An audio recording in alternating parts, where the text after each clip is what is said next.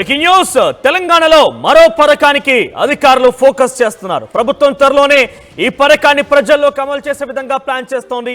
అది ఇందిరమ్మ ఇళ్ల విషయం. పేదల ఇంటికలకు సంబంధించిన అంశం. ఇందిరమ్మ ఇళ్ల పథకంపై ప్రభుత్వం స్పెషల్ ఫోకస్ పెట్టింది. దసరా పండుగ నాటికి ఇళ్ల పథకానికి శంకుస్థాపన జరిగేలాగా ప్రభుత్వం ప్లాన్ చేస్తోంది. అర్హుల గుర్తింపు ఎలా అనే దానిపై అధికారులు కసరత్తు చేస్తున్నారు. లబ్ధిదారుల ఎంపిక కోసం మార్గదర్శకాలపై అధ్యయనం కూడా జరుగుతోంది. ఇక ఏపీ మధ్యప్రదేశ్లో అమలవుతున్నటువంటి విధానానిపై తెలంగాణ అధికారులు తెలంగాణ ప్రభుత్వం స్టడీ చేస్తోంది. ఇక 3 నెలల టైంలో లబ్ధిదారుల ఎంపిక సాధ్యమా అనే ఒక ప్రశ్న కూడా ఉత్పన్నమవుతుంది ఇక్కడ.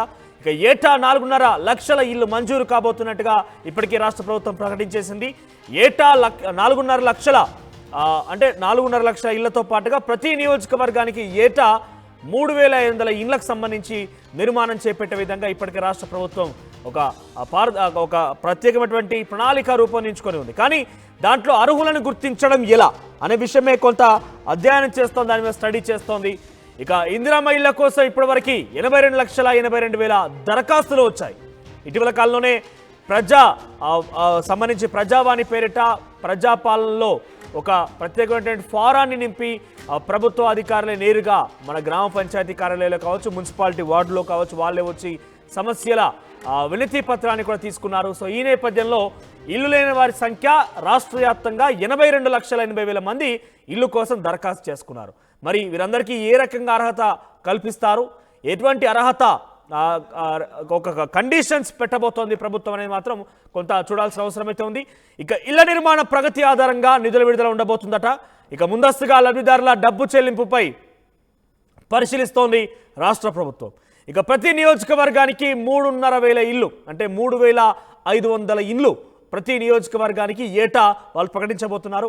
ఇక బడ్జెట్లో పథకానికి 7,000 కోట్లు కూడా కేటాయించారు. ఇప్పటికే మనం చూసాం ఓట్ ఆన్ అకౌంట్ బడ్జెట్లో 7,000 కోట్ల రూపాయలు ఈ ఇందిరమ్మ ఇళ్ల కోసం కూడా ప్రకటించడం చూసాం. దీనికి ఇప్పటికే పార్లమెంట్ ఎన్నికల కంటే ముందే ముఖ్యంగా ఖమ్మం జిల్లాలో దీన్ని ఒక పైలట్ ప్రాజెక్టుగా తీసుకుని ప్రారంభించడం జరిగింది. దానికి సంబంధించి మరింత తాజా సమాచారం ప్రతినిధి ఉదయ్ అందిస్తారు. ఉదయ్, సో ఖమ్మంనే పైలట్ ప్రాజెక్టుగా తీసుకొని ఇప్పటికే ఈ ఇందిరమ్మ ఇళ్లకు సంబంధించి అక్కడ ఆవిష్కృతం చేయడం జరిగింది. సో ఇంకా పూర్తి స్థాయిలో గైడ్లైన్స్ కండిషన్స్ రాలేదు. కానీ సో ఎట్లా ఉండబోతోంది అక్కడ పరిస్థితి ఏంటి, అప్డేట్స్ ఎలా ఉన్నాయి?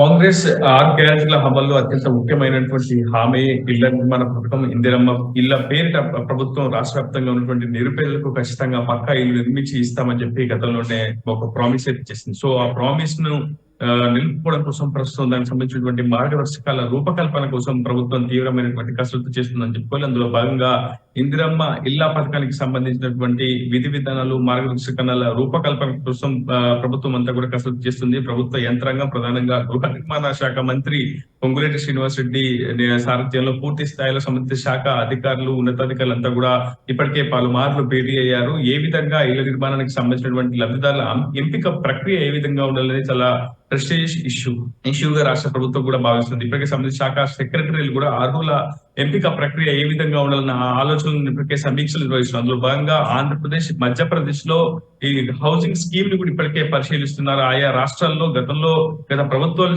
చేపట్టినటువంటి హౌసింగ్ స్కీమ్ ఏ విధంగా ఉంది, నిజంగా అర్హులకు ఇల్లు చేరాయా లేదా, లబ్ధిదారుల ఎంపిక ప్రక్రియ ఎటువంటి మార్గదర్శకాలు ఉంటే బాగుంటుంది, క్షేత్రస్థాయిలో ఎటువంటి విభేదాలు తలెత్తకుండా, ఘర్షణలు తలెత్తకుండా పూర్తి స్థాయిలో ఒక సంతృప్తమైనటువంటి వాతావరణం ఇళ్ల నిర్మాణ ప్రక్రియతో పాటు లబ్ధిదారులకు ఎంపిక ప్రక్రియ కూడా చాలా సాఫీగా జరగాలని ప్రస్తుతం రాష్ట్ర ప్రభుత్వం భావిస్తుంది. అందులో భాగంగానే మంత్రి పొంగులేటి శ్రీనివాస్ రెడ్డి స్వయంగా ఆంధ్రప్రదేశ్ తో పాటు మధ్యప్రదేశ్ రాష్ట్రాల్లో ఆయా ప్రభుత్వాలు చేపట్టినటువంటి గృహ నిర్మాణ శాఖ సారథ్యాలు చేపట్టినటువంటి ఇలా లబ్ధిదారుల ఎంపిక ప్రక్రియను పరిశీలించాలని ఇప్పటికే అధికారులకు ఆదేశించాలి. సో అధికారులు కూడా ఏపీ, మధ్యప్రదేశ్ లో చేపట్టినటువంటి హౌసింగ్ స్కీమ్ తో పాటు లబ్ధిదారుల ఎంపిక ప్రక్రియను దగ్గరుండి పూర్తి స్థాయిలో పరిశీలన జరగబోతున్నారు. అయితే ప్రధానంగా తెలంగాణలో అత్యధిక స్థాయిలో నిరుపేదల సంఖ్య నేటికి కనిపిస్తున్నది. దాదాపు 90 లక్షల మందికి పైగా రేషన్ కార్డులకు సంబంధించినటువంటి అంశాలు దాదాపు 82.82 లక్షల దరఖాస్తులు ఇప్పటికే ఈ పక్కా ఇళ్ల కోసం ప్రభుత్వానికి వచ్చి ఉన్నాయి. సో అర్హుల లబ్ధిదారుల ఎంపిక ప్రక్రియ కూడా కత్తి మీద సాములా మారిపోతుంది. ఎందుకంటే ప్రతి నియోజకవర్గంలో, ప్రతి గ్రామంలో జనాభా ఆధారంగా ఇప్పటికే ఇళ్లను ఎంపిక చేయాలని ఇళ్ల నిర్మాణం చేపట్టాలని ప్రభుత్వం భావిస్తుంది. వచ్చే దసరా నాటికల్లా ఖచ్చితంగా ఇళ్ల సంఖ్యను మరింతగా పెంచుతూ లబ్ధాల ఎంపిక ప్రక్రియను కూడా పూర్తి స్థాయిలో మార్గదర్శకాలు విధి విధానాల ఆధారంగా దరఖాస్తులు స్వీకరించి లబ్ధాలకు అందజేయాలనేది ప్రభుత్వం వస్తుంది. భద్రాచలం కేంద్రంగా ఇప్పటికే సీఎం రేవంత్ రెడ్డి, మంత్రి పొంగులేటి శ్రీనివాస్ రెడ్డి స్వయంగా ఈ ప్రాజెక్ట్ ను ప్రారంభించారు. కొంతమంది ఇళ్లకు కూడా, కొంతమంది లబ్ధాలకు కూడా దీనికి సంబంధించినటువంటి గృహ నిర్మాణ పట్టాలు కూడా మంజూరు చేశారు. సో సొంత స్థలం ఉండి ఉన్న వారికి మొదటగా ప్రాధాన్యత ఇవ్వాలనేది ప్రభుత్వం భావిస్తుంది. అందులో భాగంగా 5 లక్షల రూపాయలు ఒక్కో ఇంటి నిర్మాణానికి కూడా ప్రభుత్వం వెచ్చించనుంది. అయితే లబ్ధిదారుల ఎంపిక ప్రక్రియకు సంబంధించి మహిళ పేరు మీదనే ఆ ఇంటిని నిర్మించే అవకాశం ఉంటుంది. గతంలో ఇందిరమ్మ ఇల్లు ఎవరైతే పొంది ఉన్నారో వాళ్ళందరినీ కూడా అనర్హులుగా ప్రకటించే అవకాశం ఉంటుంది. ఎందుకంటే గతంలో ఇందిరమ్మ ఇళ్ల కింద దాదాపు చాలా పెద్ద మొత్తంలో తెలంగాణలో ఇల్లు నిర్మించారు. అదేవిధంగా ప్రధానమంత్రికి గృహ నిర్మాణ శాఖకు సంబంధించినటువంటి పథకం విషయంలో కూడా, అదే ఆవాస్ యోజనకు సంబంధించిన విషయంలో కూడా పెద్ద ఎత్తున దరఖాస్తులు అటు కేంద్ర ప్రభుత్వం దగ్గరికి, ఇటు రాష్ట్ర ప్రభుత్వం దగ్గరికి వచ్చినాయి. వాటిని కూడా మళ్ళీ ఫిల్టర్ చేయబోతున్నారు. అంటే పూర్తి స్థాయిలో లబ్ధాల ఎంపిక ప్రక్రియకు, అర్హుల ఎంపిక ప్రక్రియకు మార్గదర్శకాలు, విధి విధానాల రూపకల్పనకు ప్రస్తుతం ప్రభుత్వం యత్నం చేస్తుంది. అందులో భాగంగానే ఏ గ్రామంలో ఏ విధమైనటువంటి పరిస్థితులు ఉన్నాయి, సొంత జాగా ఉన్న వాళ్ళకి మొదటి ప్రాధాన్యత ఇస్తే ఏ విధంగా ఉంటుంది. గతంలో సొంత జాగా లేని వాళ్ళకు కూడా జాగా ఇచ్చి మళ్ళీ ఇంటి నిర్మాణానికి ప్రభుత్వం ఒక ప్రామిస్ కూడా చేసి ఉంది. సో ఆ హామీని కూడా నిలబెట్టుకోవాలి. కాబట్టి కొన్ని ఏరియాలో ఒక విధమైనటువంటి విధానాలను రూపొందించే అవకాశం అయితే కనిపిస్తుంది. ఏదేమైనప్పటికీ దాదాపు స్లాబ్ సిస్టమ్ ఆధారంగానే ఈసారి కూడా, అంటే గతంలో కాంగ్రెస్ హయాంలో ఇందిరమ్మ ఇళ్లను ఏ విధంగా నిర్మించారో అదే నిర్మాణంలో ప్రగతి పదాన్ని బేస్ చేసుకుని, అంటే slab system, basement level, pillar level, slab level, ఈ స్థాయిలో దశల వారీగా లబ్ధిదారులకు రుణం మంజూరు చేసే అవకాశం అయితే ఉంటుంది. పూర్తి స్థాయిలో 5 లక్షల రూపాయలు, అంటే ఇంటి నిర్మాణం పూర్తయ్యే వరకు ప్రభుత్వం ఆ భారాన్ని అయితే భరించి లబ్ధిదారుకి ఇల్లుని మంజూరు చేసే అవకాశం అయితే. సో ఓవరాల్ గా ప్రతి నియోజకవర్గానికి ఏడాదికి 3,500 ఇల్లు పంపిణీ చేసే విధంగా రాష్ట్ర ప్రభుత్వం సన్నాహాలు రూపొందిస్తోంది.